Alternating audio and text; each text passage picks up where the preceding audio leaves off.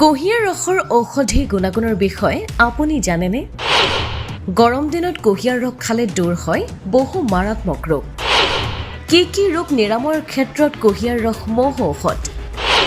কুঁহিয়াৰ ৰস খালে কি উপকাৰিতা পাব পাৰি জানো আহক। গ্ৰীষ্মকাল অহাৰ লগে লগে বহু লোকে কুঁহিয়াৰৰ ৰস খাবলৈ আৰম্ভ কৰে। বৰ্তমান অসমত উৎকট গৰমৰ ফলত বহু লোকে বিভিন্ন ৰোগত ভোগা দেখিবলৈ পোৱা যায়। সেয়েহে এই সময়ছোৱাত কুঁহিয়াৰ ৰসে আপোনাক যথেষ্ট সকাহ দিব পাৰে।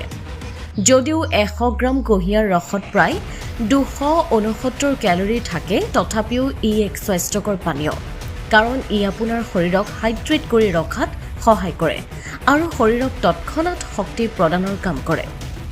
বহু সময়ত কুঁহিয়াৰ ৰস খালেও ভাগৰ নাইকিয়া হয়। কুঁহিয়াৰ ৰস খালে কি উপকাৰিতা পাব পাৰি জানো আহক। বহু গৱেষণা তথা NIHৰ মতে কুঁহিয়াৰৰ ৰসে কেঞ্চাৰৰ বিৰুদ্ধে যুঁজ দিয়াটো সহায় কৰে। ইয়াৰ লগত থকা কেলছিয়াম, মেগনেছিয়াম, পটাছিয়াম, আইৰণ আৰু মেংগানিজৰ প্ৰচুৰ উৎস। এই পুষ্টিকৰ উপাদানসমূহে শৰীৰৰ কৰ্কট কোষ কম কৰে। জানো আহক কুঁহিয়াৰ ৰস খোৱাৰ আচৰিত উপকাৰিতাসমূহনো কি?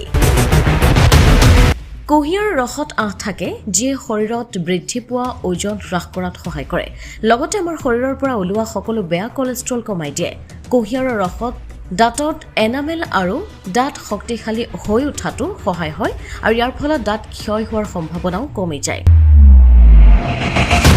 পেটৰ লগত জড়িত সমস্যাত ভুগি থকা লোকে কুঁহিয়াৰৰ ৰস খাব পাৰে, কাৰণ ই পাচন তন্ত্ৰৰ ৰসৰ নিঃসৰণ বৃদ্ধি কৰাত সহায় কৰে।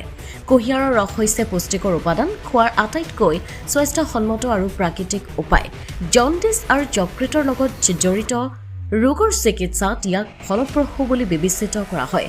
শৰীৰত শক্তি বজাই ৰাখিবলৈ কুঁহিয়াৰৰ ৰস খুবেই উপকাৰী।